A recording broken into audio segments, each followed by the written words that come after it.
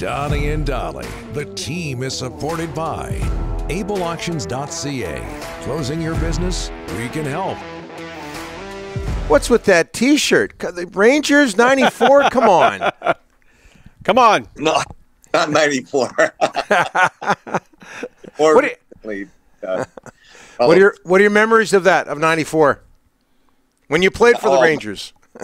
Yeah, it's like, well, obviously you know who we beat. So being from Vancouver, it was a little more special for me than anything else, but probably one of the hardest trophies or years that we had, especially trying to win in New York. There's just so much white noise on the outside, but well worth it at the end of the day.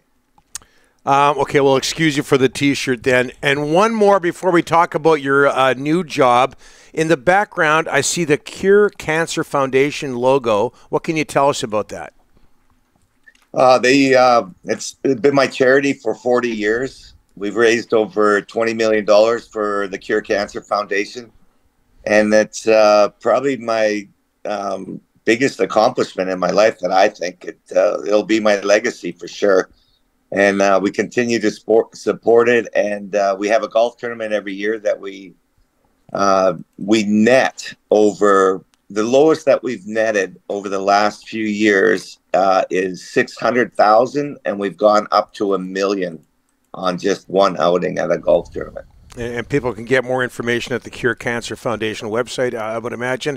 Glenn, as for your new job, GM of the Powell River Kings, how did this come about? It was kind of a mutual agreement that Mr. Steve Seeger and I have been friends for over 20 years, and he approached me in coming up as a kind of celebrity and signing autographs with the team, trying to put a spark into the community. And from there, it kind of it blossomed into something more favorable for both sides, I think. And I think it's I'm really excited about it at the end of the day. I couldn't be more happier about being put into a situation like this, and the management group is excellent, and the ownership, the Birch Group, is fantastic, and we're doing everything possible to make these kids happy and content, and putting them in the right direction for their future. Junior hockey, Glenn, has changed a ton since 1977 when you played for the Bellingham Blazers. What are some of the biggest differences you see in players and the way the game has evolved at the junior level? Well, they took the fighting out. Yeah, that's true. Good one. So we're not brawling in warm-up anymore, was the first thing I noticed. Because I remember going over to Nanaimo, and I couldn't figure out why half of my team in Bellingham were missing the bus to Nanaimo, and they all had the Nanaimo flu. They didn't want to go over there and fight them. We were always shorthanded. We always had 10 or 12 guys, and wow. Yeah, Mr. Don Barry was our coach at that time. He played for the Penticton V's, the 1955 World Champions.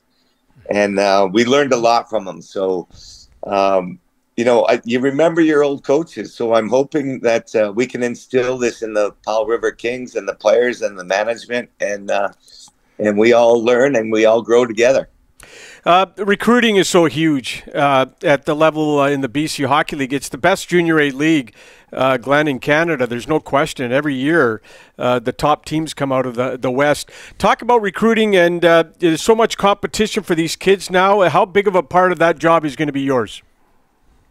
Well, since separating, I mean, this is the first year, so the BCHL and the process is, all new, and the rules are, a little different than the regular NHL. But as far as recruiting, we've got, 2 Europeans. You're allowed 5 20-year-olds. You got to have a BC boy, and you can get 10 Americans and 10 Canadians on your team. So you fluctuate from, basically you're going global and trying to bring in the best players possible. So it's a big pool.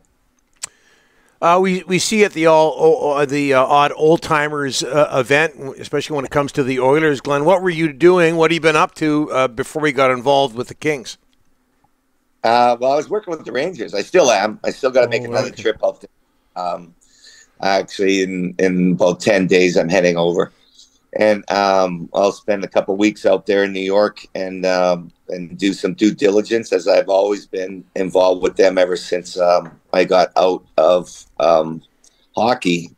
Basically, they were my main job, so I can't pull away from what I committed prior to joining this club. So once those commitments are fulfilled, then I can come here and be full time. So I'm looking forward to it. And I mean, that was one of the things I've been doing. Yeah. The other thing, I got back from the Hockey Hall of Fame. A good friend of mine that is helping me out in this new endeavor. His name is Ken Hitchcock. He's probably the master in America for putting coaching and talking about the game. So we spend hours kind of going over strategies and systems and how to approach the room and all kinds of stuff. So he's been a tremendous help to me, along with Kelly Buckberger, who's coach in the AHL, Kevin Lowe, who obviously he's been a teammate forever, and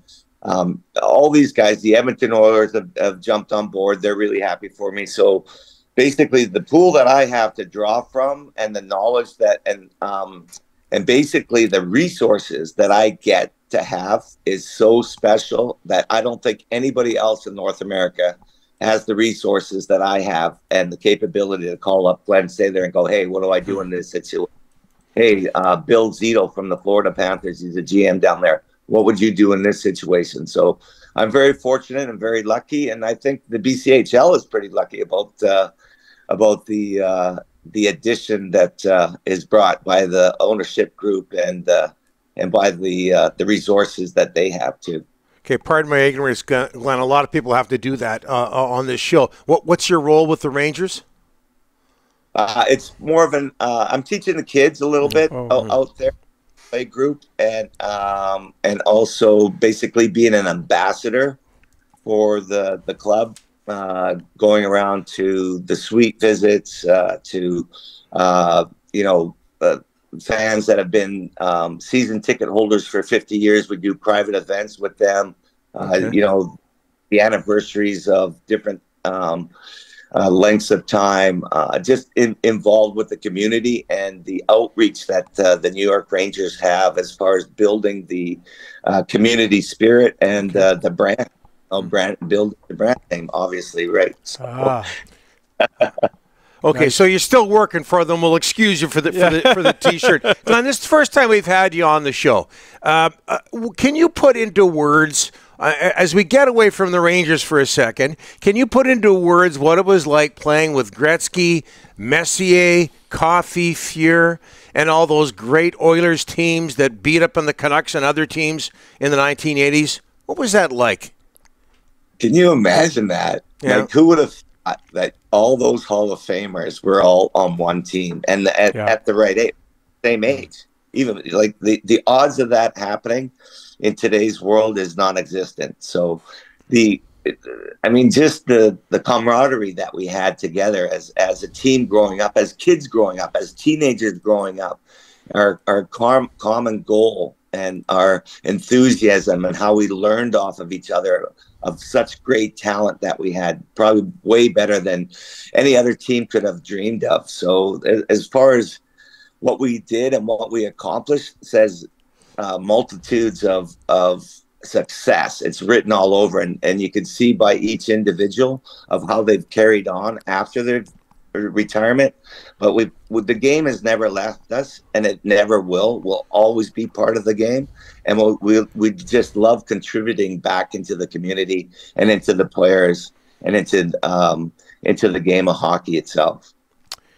One more from the time machine here, Glenn. First round, NHL playoffs, 95. You're playing for St. Louis, Pacific Coliseum. You get chased around the ice by a shirtless Gino Ojic. What do you remember? Thank God I could skate backwards.